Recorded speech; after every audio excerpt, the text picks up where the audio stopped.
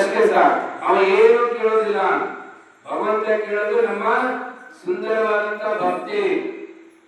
ಅದಕ್ಕೆ ಹೇಳ್ತಾರೆ ಕಡೆ, ಇಳೆ ನಿಮ್ಮ ದಾನ, ಬೆಳೆ ನಿಮ್ಮ ದಾನ, ಸುಳಿದು ಬೀಸುವ ಗಾಳಿ ಅದು ನಿಮ್ಮ ದಾನ, ನಿಮ್ಮ ದಾನವನ್ನುಂಡು ಅನ್ಯರನ್ನ ಹೊರಡುವ ಪುಣ್ಯಗಳನ್ನೇನೆಂದೇ ರಾಮನಾಥ.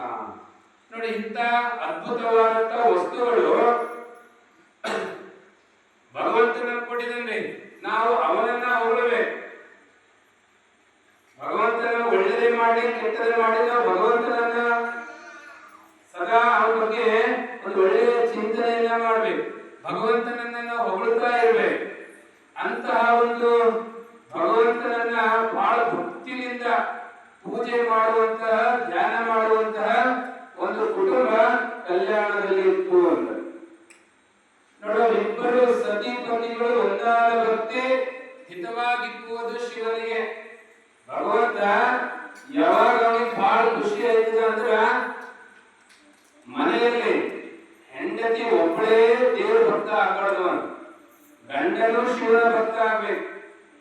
ಹೆಂಡತಿ ಒಬ್ಬ ದೇವರನ್ನ ಧ್ಯಾನ ಮಾಡಿದ್ರ ಗಂಡನು ಒಬ್ಬನೇ ದೇವರನ್ನ ಧ್ಯಾನ ಮಾಡ್ಬೇಕು. ಅದಕ್ಕೆ ಹೇಳ್ತಾರೆ, ಗಂಡ ಶಿವಲಿಂಗ ದೇವರ ಭಕ್ತ, ಹೆಂಡತಿ ಮಾರಿ ಮಸಳೆಯ ಭಕ್ತೆ.